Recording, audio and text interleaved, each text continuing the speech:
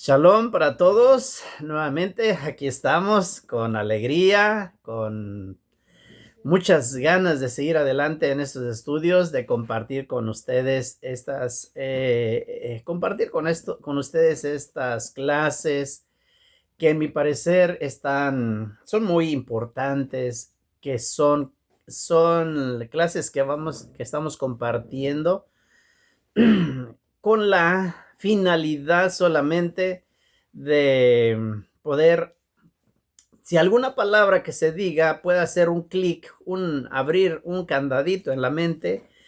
El otro día decía, tenemos en la mente, según algunos estudiosos científicos, en nuestra mente existen 33 celdas por un lado izquierdo, 33 celdas por el lado derecho, las cuales controlan nuestro metabolismo y nuestras carácter y lo que hacemos.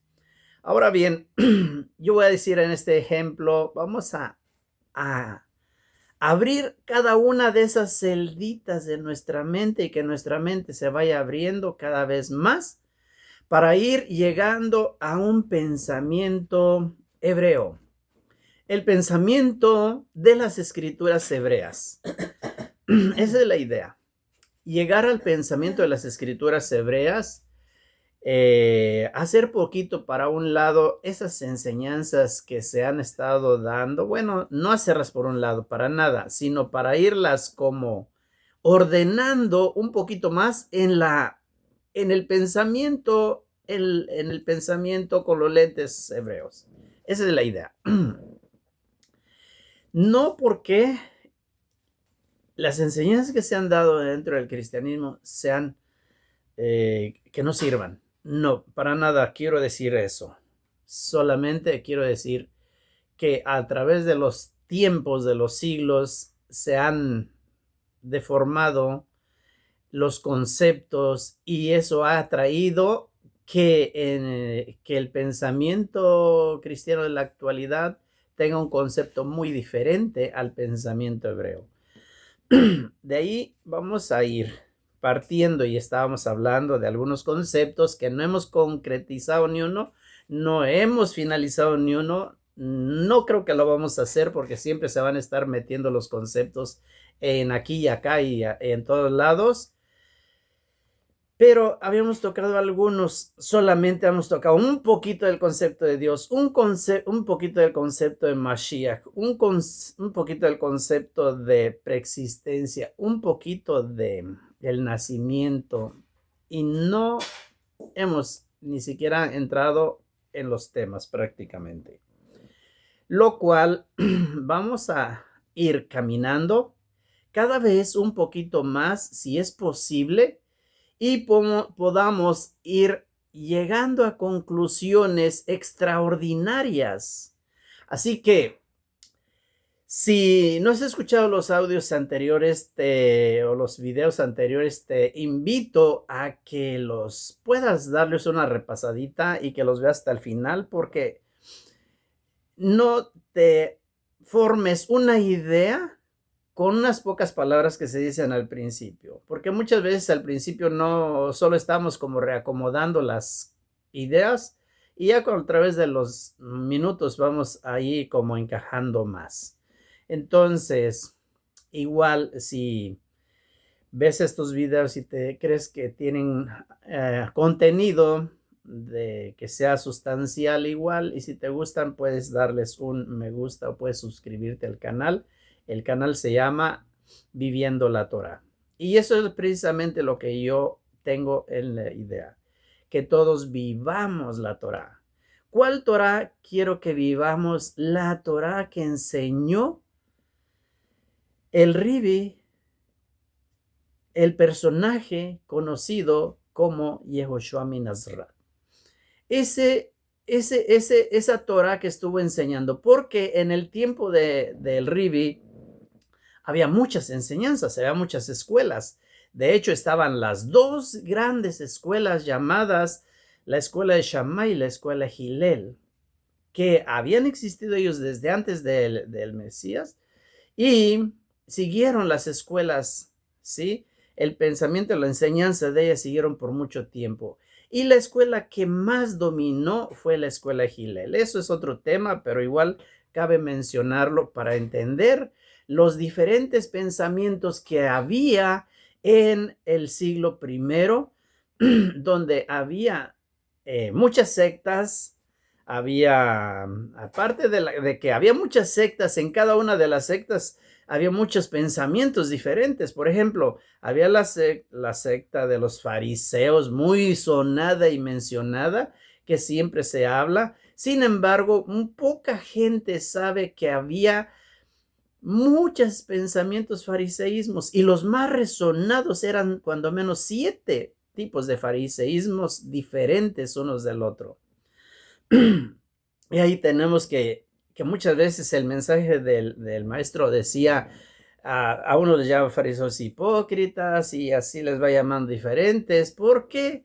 Porque había diferentes pensamientos, y no por eso quiere decir que eran precisamente hipócritas, y no era porque tiene un sentido, porque se le llama eso, pero no es el tema. Solamente quiero estar resonando que había muchos pensamientos, muchas escuelas de pensamientos en ese tiempo. Y ahora lo que yo quiero estar resaltando es que yo quiero que veamos más el pensamiento en el cual el Ribe enseñaba la Torá. Por eso es que vamos a encontrar muchas veces que él contradecía y él hacía correcciones a los fariseos, a los saduceos, a los diferentes sectas que había, les hacía correcciones. ¿Por qué? Porque él era Dios. ¿Y porque él era Dios sabía todo eso? No, quitémonos eso de nuestra cabeza. Recordemos lo que hemos mencionado anteriormente, el concepto de quién es Dios, el concepto de quién es hijo de Dios, el concepto de el Mesías, que es muy importante saber que el concepto Mesías es un concepto que no tiene que ver específicamente con una persona en sí, que pudo haber sido otro, pudo haber sido, o tenía que ser la persona que cumpliera con la Torá completamente. Y de esa manera es que después al maestro se le llama la Torá viviente. ¿Por qué? Porque él estaba guardando la Torá, guardó los mandamientos para poder ser merecedor de la corona de Mashiach. Esa corona de Mashiach es la que estuvo siempre preexistente en la mente de Kadosh Baruj Hu, así como tuvo preexistente todo el universo entero, el bendito sea. Así que hagamos un pequeño apretaditas en nuestros cerebros, ahí en donde se ocupe pequeños ajustes, una tornilladita aquí, otra acá, para poder ir encajando los pensamientos judíos. Y para ello vamos a ver nosotros ahorita, si nos da el tiempo, con la ayuda del Eterno y con su permiso, que Él esté dirigiendo todas estas charlas para que puedan tener el fruto que deban de tener, y como se dice siempre, que ni una de sus palabras caiga vacía. Así que con el permiso de Kadosh Baruj Hu, con el permiso de todos ustedes, vamos a ir entrando un poquito más. Habíamos mencionado anteriormente que en el Masejer Pesajín 54a, que es la Torah oral, nos habla en el pensamiento judío, recordemos hebreo, que antes de toda la creación, Kadosh Baruj Hu creó 7 cosas muy importantes, porque ya tiene su proyecto, cómo lo va a hacer. Y recordemos cómo bien se enseña la misma Torah, y que dice, Él conoce el principio, Él conoce el final desde el principio. Esa es la palabra. Él conoce el final desde el principio. Y ojo, que en esta frase está hablándonos algo muy importantísimo. Cuando nos habla y que dice, yo conozco el final desde el principio, hay una referencia precisamente a Mashiach, en donde el final de todas las cosas es Mashiach. Y por eso es que en el mismo Pesajim 54 dice, lo primero que fue creado fue el concepto de Mashiach, ¿sí? Lo primero, las cosas que fueron primeras creadas, la Torah, la Teshuvah, el arrepentimiento, el trono de gloria, el Gan Edén, el Geinón, el pueblo de Israel y Mashiach. No Mashiach como última cosa. Obviamente que nos habla y nos dice que por medio de la Torah Él creó todas las cosas, lo que muchas veces se entiende que lo primero que creó fue la Torah. Después de crear la Torah, va creando todo lo demás. Y no es que Mashiach ocupe el séptimo lugar y el último, pero en sí, Mashiach es preexistente en la mente de Kadosh Baruj Hu. No como un ser, no como una persona, sino como un concepto que Él va a aplicar al final, como dice, yo conozco el final desde el principio. Ok. Igual en Mashiach, que también tenemos otra parte donde nos dice, yo soy el principio y yo soy la Aleph y la Taf. También nos dice el principio y el final. En donde él mismo, en el concepto de Mashiach, él está diciendo que Mashiach es el principio y Mashiach va a ser el final. Y de allí los sabios enseñan que el sentido de toda la creación fue Mashiach. El sentido de todo fue Mashiach. O sea, por el Mashiach fueron creados los cielos, la tierra, y es ahí donde se empieza a ir formulando el pensamiento hebreo, en donde se va a ver y se va a ir diciendo la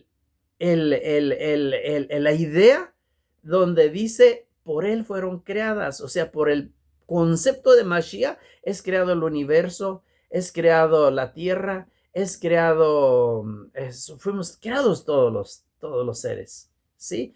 Y por eso es que también se le llama, después crea al hombre y se le llama al hombre como la corona de toda la creación, ¿sí? En donde vamos nosotros a encontrar también como cuando Kadosh Baruj Hu crea a Adán lo crea, ¿sí? Como bien dice el libro de Bereshit, a imagen y semejanza de Kadosh Baruj Hu. No porque sea un ser físico, a imagen y semejanza. Esa imagen y semejanza se va a ver reflejada en Mashiach, porque solamente por medio de Mashiach nosotros vamos a poder detectar o poder visualizar al invisible. ¿Quién es el invisible? El invisible es Kadosh Baruj Hu. Entonces, de esa manera nosotros vamos a poder visualizar cómo el invisible, el que nadie puede ver, lo podemos nosotros como, digamos así, paradójicamente, lo podemos palpar, lo podemos tocar, lo podemos sentir y podemos entender un poquito de cómo se manifiesta. ¿Sí? Entonces, ¿cuándo vamos a dejar de hablar de la preexistencia? Va a ser muy, muy difícil. Pero vamos a ir viendo algunos textos tal vez para ir entendiendo la mente hebrea, cómo mira o cómo interpreta los mismos textos. ¿Sí? Por ejemplo, en el plan de Kadosh Baruj Hu, ¿sí? Todas las cosas que para él ya han ocurrido. Todo eso ya ha pasado. ¿Sí? Todo haya pasado. Pero no es que haya ocurrido o pasado ya físicamente ni nada de eso. ¿Sí? Todavía no. Pero para ella da las cosas como hechas. ¿Sí? Esa idea de preexistencia, así la vemos nosotros. Vean la diferencia. Por ejemplo, en el libro de Hebreos, ¿sí? En la carta a los Hebreos. Ahora, cuando nosotros decimos la carta a los Hebreos, es muy diferente a decir la carta a los Romanos, la carta a los Corintios, la carta a los Gálatas, la carta a los de Éfeso. ¿Por qué? porque cuando dice la carta a los judíos, la carta a los hebreos, directamente ya ahí se está hablándole a una mente hebrea con los conceptos bien definidos, ¿sí? Y ahí en esa carta, por ejemplo, en Hebreos 4:3, ahí nos va a hablar de algo muy importante que dice, las obras de Dios fueron consumadas desde antes de la creación del mundo. Las obras, hablando de toda la creación, ¿cuáles son las obras de Kadosh Baruj Hu? Toda la creación, ¿verdad? Dice, ya fueron consumadas desde antes de la creación del mundo.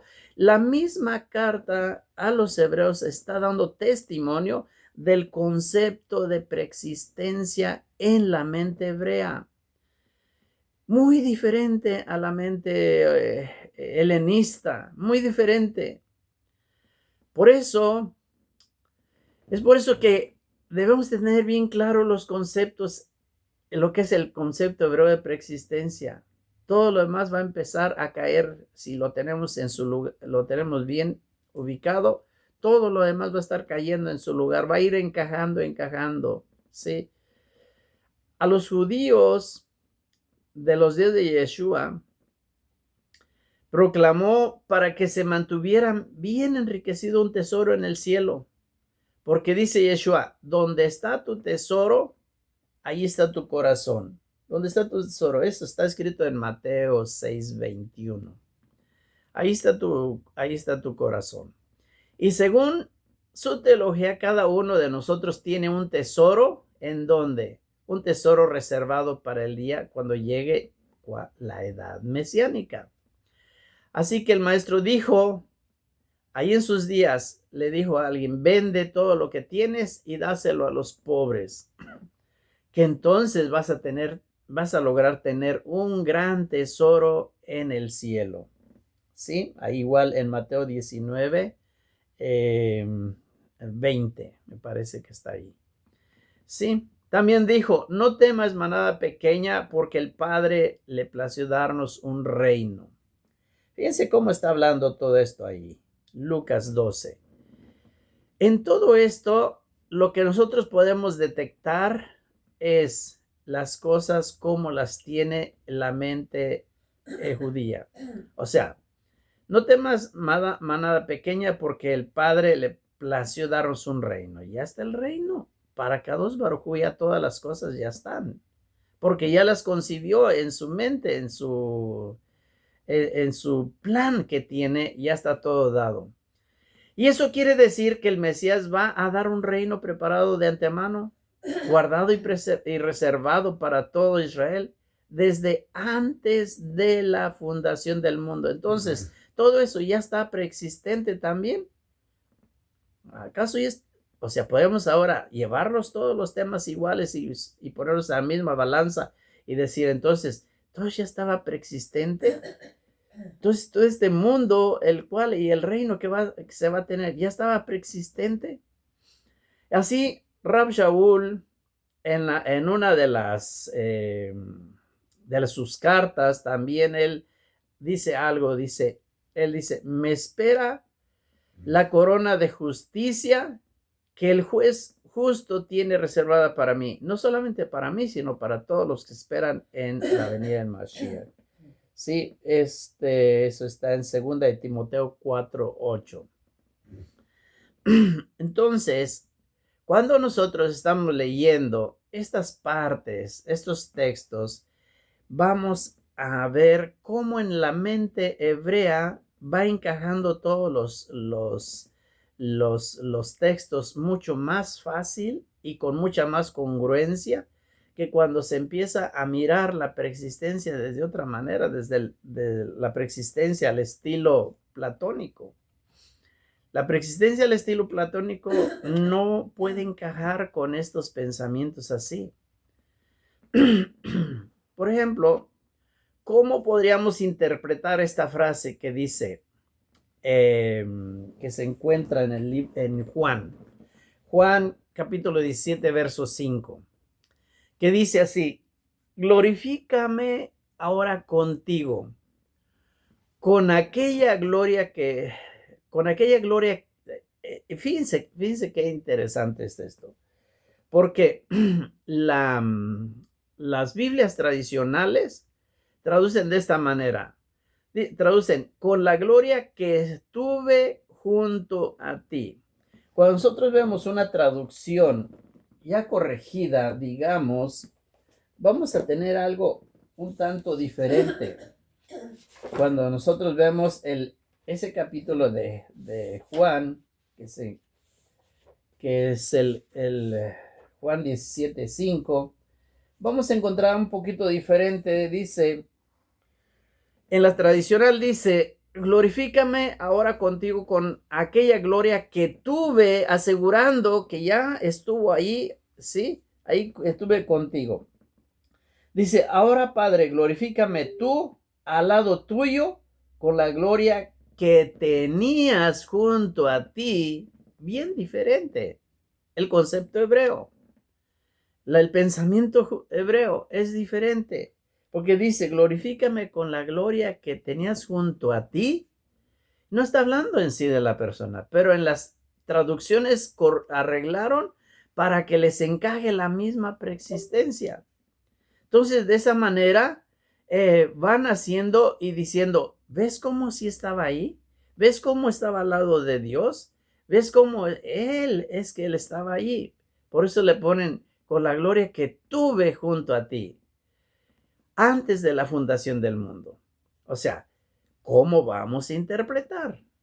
¿Vamos a interpretar esto con una mente hebrea o lo vamos a interpretar estos textos con una mente helenista? ¿Cómo lo vamos a hacer?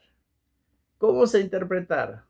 ¿Preexistencia al estilo platónico o preexistencia al estilo hebreo? ¿Cómo lo vamos a interpretar? Pues cada quien va a estar eligiendo su propia interpretación, y yo espero que podamos interpretar como fue escrito para la mente hebrea, porque fue escrito por personas hebreas, para el pueblo hebreo y para enseñanza hebrea. ¿Sí? Ok. En la mente hebrea no significa que Yeshua está pidiendo que la gloria que tenía y que él había disfrutado físicamente antes de la llegada a este mundo. Eso no es lo que está diciendo Yeshua. No está diciendo, Padre, devuélveme la gloria que tuve yo contigo. No dice así. No dice eso. No dice, restáurame la gloria, porque obviamente la que ya tiene ahorita no la tiene. Obviamente todo esto lo está hablando ahí cuando ya está próximo a expirar. Sí, restáurame. No está diciendo restáurame esa gloria que tenía contigo antes de la creación de todas las cosas. Lo que está diciendo él es aquello que tú has preparado para el Mesías, aquello que tú tenías preparado para el Mesías desde antes de la creación, ¿sí? ¿Qué cosa es? Es la corona de justicia, preparada o preservada también para todos los que creen completamente, Kadosh Baruj Hu, y que guardan mandamientos, para todos los creyentes en Kadosh Baruj Hu. La glorificación que tú has preparado para el Mesías, es lo que está diciendo. Envuélveme con ella ahora. Es lo que le está diciendo. ¿Sí? Envuélveme con ella ahora. Y es interesante que esa misma glorificación que Yeshua reclama para él, también está disponible para todos los hijos de Israel, no solamente para él. Y eso es algo muy importantísimo, porque si fuera él, que esa gloria había estado él en la preexistencia disfrutándola y que ahora la está reclamando, el pueblo de Israel no la puede reclamar, porque obviamente el pueblo de Israel somos humanos, somos personas, hijos de hombre y de mujer. ¿Y cómo podríamos reclamar? Sin embargo, no es eso. Es que esa gloria está para todos. ¿Por qué? Porque esa es una gloria que Kadosh Baruj Hu había preservado desde antes de la fundación del mundo. para dejarla para ahora que la puede estar reclamando. El maestro ahorita cuando ya está en esos momentos de pasar, de expirar, pocos minutos antes, ¿sí? Entonces, es muy importantísimo, es muy importante ver y creer y seguir la voluntad del Padre. Y es por eso que Yeshua dice, Padre, la gloria que tú me diste, también yo se las he dado. Eso está documentado en Juan, en el mismo capítulo 17, en el verso 22. Ahí está. La gloria que tú me has dado, también yo se las he dado. O sea, esa misma para todo aquel que va a estar siguiendo los mandamientos de Kadosh Baruj Hu. ¿Sí? Entonces, veamos estas palabras. Les he dado. Está en pasado, aunque todavía no ha ocurrido. ¿Sí? Dice Yeshua, yo también se las he dado. ¿Cómo? ¿En dónde está? Sin embargo, es la mente hebrea la que tiene Yeshua, la mente judía. Por eso está hablando como en pasado, aunque todavía no ocurra. ¿Sí? Ahí el evangelista Juan o del discípulo amado, que posiblemente sea el que escribió esto, tenía, que era por cierto, era el que tenía más conocimiento que todos los demás, el discípulo amado, ¿sí? ¿Cuál es esa gloria reservada para el Mesías? Esa gloria es la resurrección como primicia. Y de ahí que entonces el maestro va a ser el primogénito de toda criatura. Primogénito, ¿por qué? Porque es el primero en la resurrección. ¿Sí? En la resurrección. Y esa gloria es precisamente esa resurrección como primicia. Su resurrección como un nuevo cuerpo inmortal, con un cuerpo glorificado, y esa es la glorificación precisamente. Tener un cuerpo que ha sido glorificado, un cuerpo que ha sido transformado, un cuerpo que ya es inmortal. Esa es la glorificación que está pidiendo el maestro y que dice también, las he dado para todos aquellos que guarden mandamientos, sí, todos los que guarden mandamientos, pero que aún si nosotros nos tocamos los cuerpos, no tenemos un cuerpo glorificado. ¿O acaso tú tienes un cuerpo glorificado ya? Puedes tocarte ya o incluso pasar una pared y sin abrir una puerta. Ese es tener un cuerpo glorificado, un cuerpo que ya incluso no tenga enfermedades, no tenga dolores, no tenga nada. Ese es un cuerpo glorificado. Y ese es lo que está diciendo él. Yo se las he dado. Obviamente está en pasado, sí, pero no lo tenemos. ¿Cuándo se va a dar?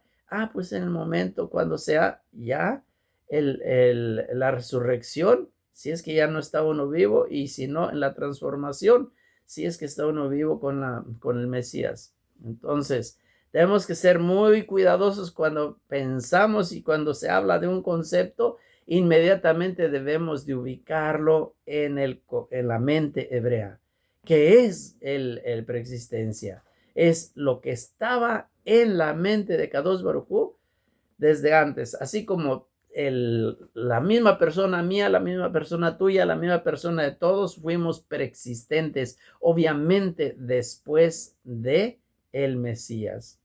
Primero el Mesías y después nosotros somos. Y por eso es que entonces vamos a encontrar esa parte que nos dice después el evento cuando Yeshua le está tratando de enseñarles ese concepto de Mashiach y le dice, antes de Abraham yo fui, Anijo, como lo mencionamos en otro audio, en ese pensamiento, enseñándoles de que el concepto de Mashiach es primero que todas las cosas. Y de esa manera, él, no su persona, sino Mashiach es antes que Abraham. De esa manera, no es que él como persona haya estado primeramente antes allá con Abraham. Sí, antes de Abraham. Sí, entonces, hay que ir cuidando mucho todo eso. Dice otro ejemplo que se le da al profeta Daniel, ¿sí? Vamos a ver cómo se interpreta esto también, cómo se interpretaría a Daniel. Daniel capítulo 7, donde nos dice, donde Kadosh Baruj Hu le da una visión a Daniel, y que obvio fue una tremenda visión, porque si nosotros abrimos bien nuestros ojos y vemos, es una visión bien grande. Y que dice ahí en la visión que él ve, dice, a un hijo de hombre que fue acercado a un anciano de días para recibir un reino que no tendrá final. Daniel 7. En esa visión, el Mesías victorioso, el Mesías preexistente, ¿sí? Recuerden que estoy diciendo Mesías, no estoy diciendo el personaje Yeshua. Mesías, victorioso y preexistente. Pero es una visión y además no es una existencia real, es una metáfora. Sí, como tampoco dice, dice a un hijo de hombre que fue acercado a un anciano de días. ¿Quién es ese anciano de días? Obviamente está haciéndose la visión una referencia a Dios mismo, pero lo está haciendo en una forma metafórica. Anciano de días, ¿sí? Como el Eterno no es un anciano de días real, es una visión, es una metáfora profética, ¿sí? ¿Cómo interpretamos esas palabras? La teología que vemos en Pablo y Pedro e incluso en Juan, a rasgos generales, es que cuando Yeshua fue tomado de la tierra y elevado a la diestra, a los cielos, él está ocupando un lugar preservado para el Mesías desde antes de la fundación del mundo, en la mente de Dios y en el plan de Dios. Ahora, obviamente, como hemos explicado muchas veces, no es que Dios esté precisamente sentado ahí en un trono tampoco, sino es para entender la altura que tiene Dios respecto a uno o uno respecto a Dios, hasta dónde está de nosotros, para que podamos entender la grandeza de Dios, que esa grandeza estamos lejos de alcanzarla. Pero a la vez, el Eterno bendito nos da la oportunidad de que podamos alcanzar también ello. ¿Cómo? Por eso nos tenemos los mandamientos, guardando todos los mandamientos, y entonces esa es nuestra misión, hacer. De esa manera, podemos nosotros ir formándonos esos conceptos acerca de Dios, acerca de ese trono, esos tronos celestiales en el cual se dice, y ahí está sentado a la diestra del Padre.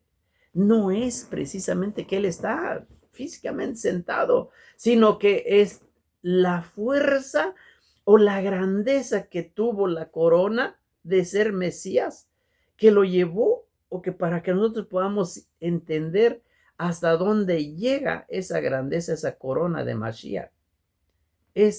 Y no es que Él está allí a la diestra, o sea, obviamente porque a la diestra es muy importante, y no es porque el Eterno bendito tenga derecha o izquierda también, tampoco eso, sino para que nuestra mente humana pueda entender lo grande que es esa corona, y que la corona es lo máximo, y por eso es que esa corona de Mashiach es la que puede atar y desatar todas las cosas, ¿sí? Y a esa corona de Mashiach es a quien se le sujetan todas las cosas. Y que esa corona de Mashiach es lo que es la que nos trae la interpretación de lo invisible, hacernos lo visible.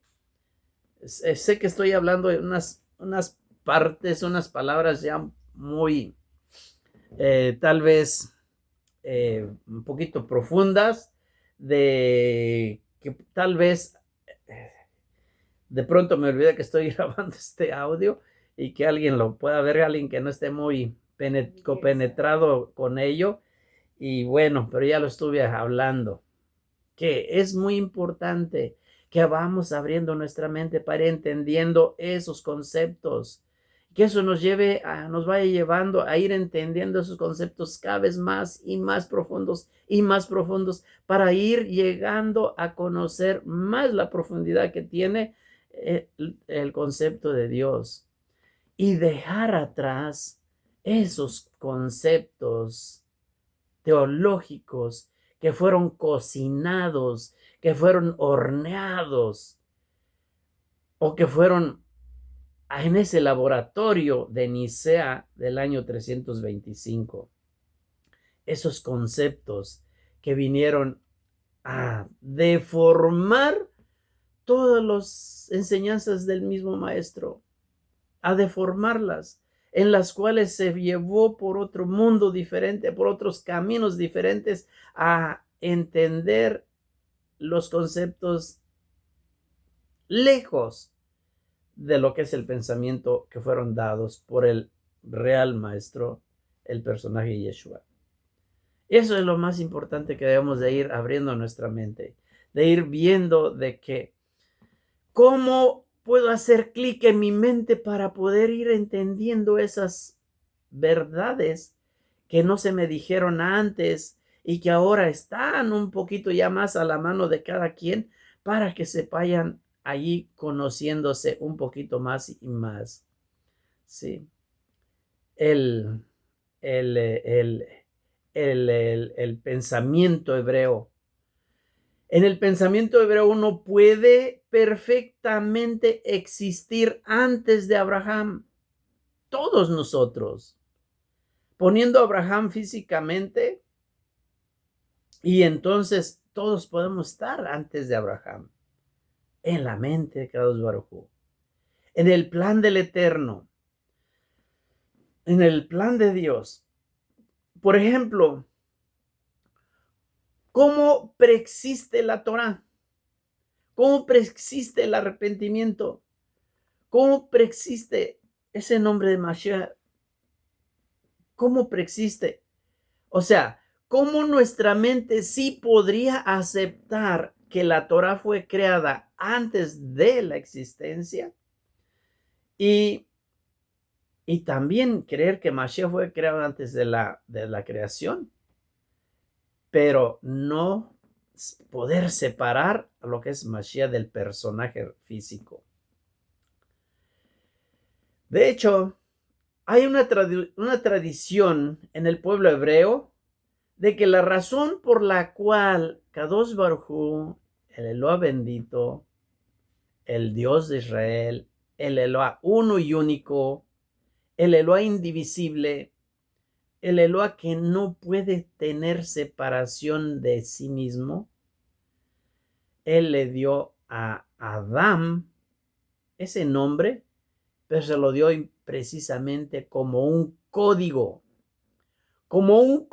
específico, y por eso es que se le llamó Adam. ¿Cómo se escribe Adam?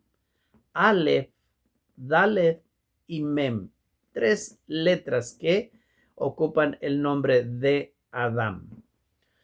¿Y por qué dicen la tradición del pueblo hebreo? ¿Por qué dice que se le llamó Adam?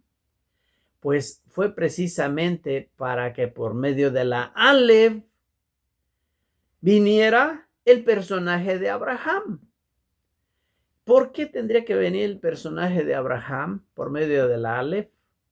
Bueno, pues porque sabemos que Abraham fue el primero que fundó el monoteísmo, el primero que fundó que solamente hay uno y único Eloah verdadero, uno y único.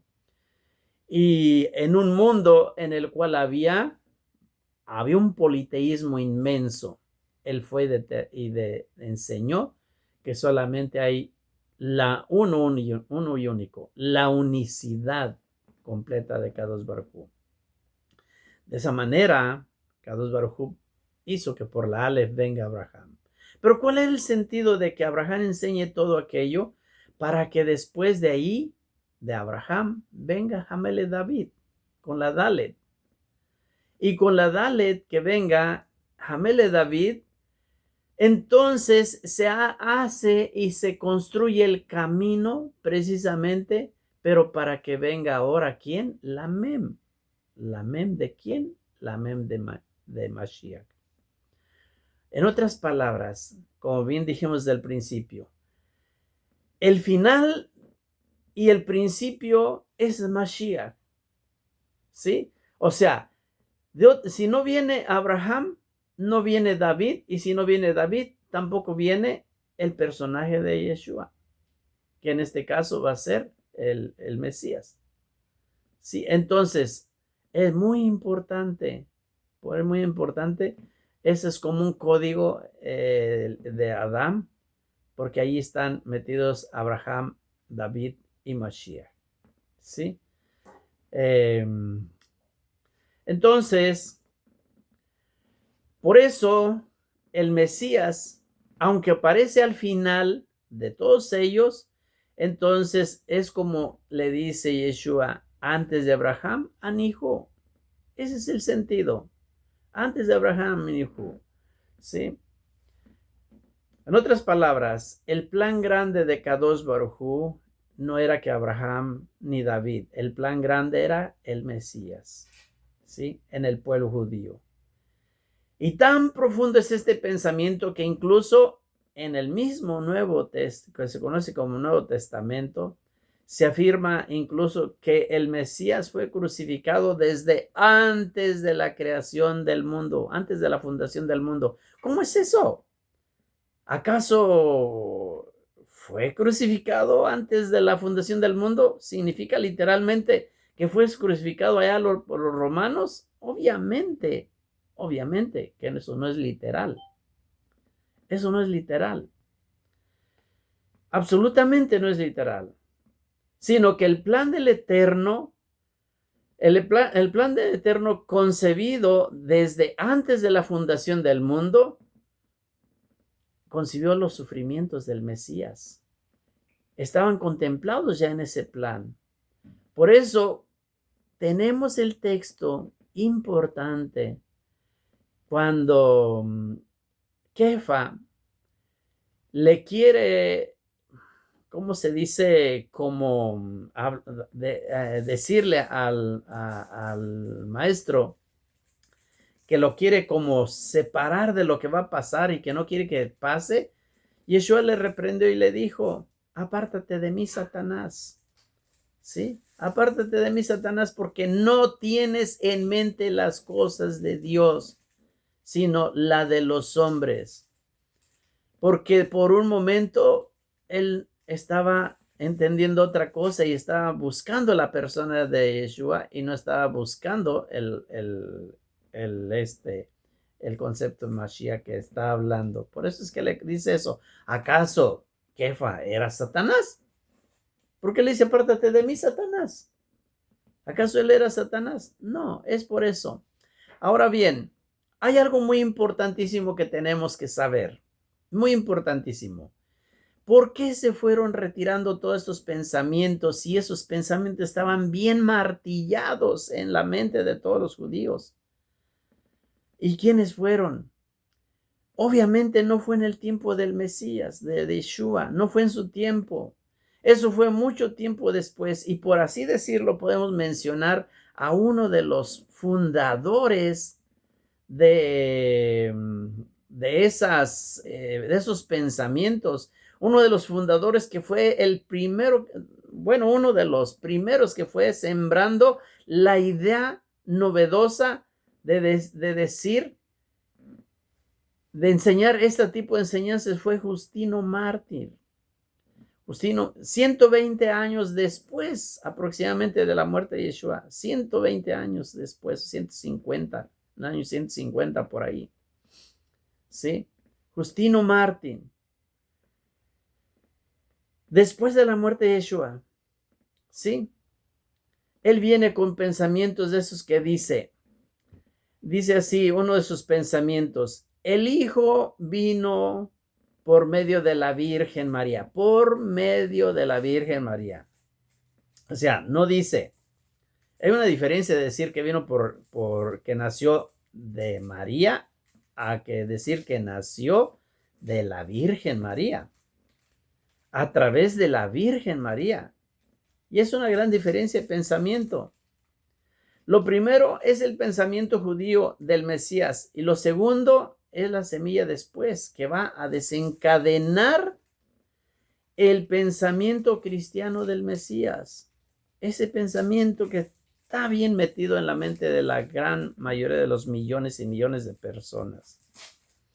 Y millones de personas que por regularidad se esfuerzan por no querer averiguar ni querer penetrar en estudiar estas cosas que son importantes, sino que cuando empiezan a escuchar algo o alguien que les empieza a hablar de ello, tal vez hasta de loco lo juzgan. Le empiezan a decir que se le aflojó un tornillo, no sé, en lugar de pensar que tal vez el tornillo lo tiene aflojado la persona y poder apretárselo más. ¿Por qué? Porque son herencias bien plasmadas, bien grabadas, y que fueron grabadas a base de sangre y a base de mucho estar allí enseñando desde chicos, siempre. Y es muy difícil, y eso yo lo entiendo. Y no lo digo por personas en específico, sino lo hablo yo por la enseñanza teológica, apologista, que se fue dando después a base de debates y alegatas que se tuvieron precisamente, que fue lo que llevó a Concilio de Nicea, ¿sí? Que fue precisamente lo que se llevó todo ese concilio. Y que cuando ya había esas diferencias de pensamientos, porque recordemos que estaba por un lado había una escuela en la cual se enseñaba una cosa y por otra escuela, como era Arrio y como era Atanasio, los cuales uno y otro enseñaban cosas diferentes. Los dos cerrados, pero diferentes. Y cuando vio el emperador que el imperio incluso corría riesgos por esos debates teológicos, ¿sí?